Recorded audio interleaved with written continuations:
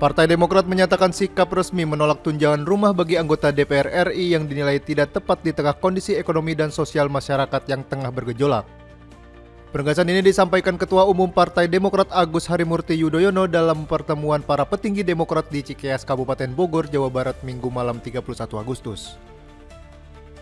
AHY menjelaskan fraksi Demokrat sebelumnya telah menyampaikan sikap serupa di Senayan. Menurut AHY, langkah ini sebagai upaya menjaga stabilitas nasional di tengah meningkatnya gelombang demonstrasi agar tidak berlarut-larut. Ketua fraksi dalam kapasitasnya sebagai pemimpin para anggota DPR RI kami yang ada di Senayan juga sudah menyampaikan sikap secara tegas bahwa terkait dengan kritik termasuk desakan berbagai kalangan masyarakat agar ditunda atau dihentikan tunjangan. Dalam pernyataannya, AHY turut menyampaikan rasa prihatin atas insiden meninggalnya salah satu pengemudi ojek daring saat aksi demonstrasi di Jakarta Kamis malam.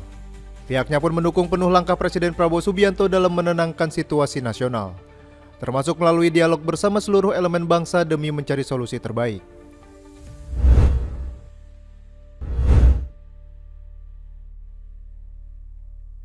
Balai Pelaksana Jalan Nasional Sulawesi Tengah BPJN Sulteng Jumat pekan lalu melakukan uji beban jembatan Palu 4 atau jembatan Ponulele yang menjadi proyek rehabilitasi dan rekonstruksi pasca bencana gempa bumi dan tsunami 2018 silam.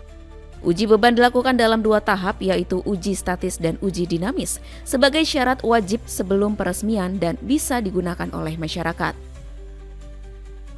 Dari hasil pengujian sementara, kondisi jembatan dinyatakan elastis dan sesuai syarat ketentuan. Kami alhamdulillah secara hasil teknis di lapangan berjalan sesuai dengan harapan kami, di mana dari pembacaan data yang ada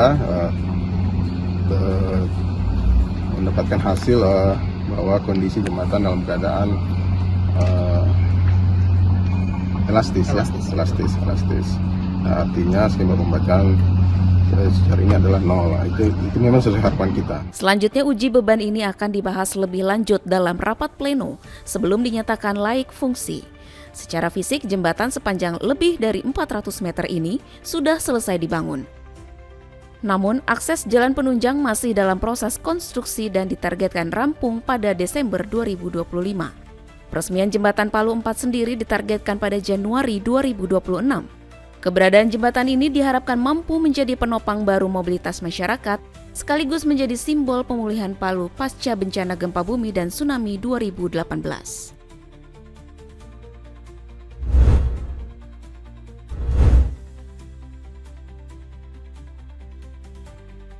Pemerintah Indonesia kembali memberikan kewarganegaraan atau naturalisasi kepada 5 atlet sepak bola luar negeri untuk memacu pengembangan dan peningkatan prestasi olahraga nasional. Pemberian kewarganegaraan ini berlangsung di Den Haag, Belanda pada Jumat pekan lalu dan disaksikan oleh Menteri Hukum Supratman Andi Aktas, Sekjen Kementerian Hukum Niko Afinta, dan Duta Besar Indonesia untuk Belanda, Mayer Vas. Di tempat ini pengambilan sumpah dan janji setia dilakukan oleh 4 dari 5 atlet yang disetujui DPR. Mereka adalah Nuro Niels Gilstra, Pauline Janet Van de Poel, Isabel Corian Kopp, dan Isabel Notet.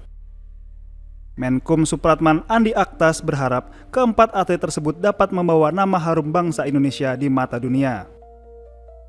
Khususnya untuk Mauro Zylstra, ia berharap dapat membuat timnas Indonesia memenangkan ronde keempat kualifikasi World Cup Asia. Pokoknya kita berharap dengan Mauro diambil sumpah hari ini, beliau sudah resmi menjadi warga negara Indonesia dan siap membela timnas Indonesia.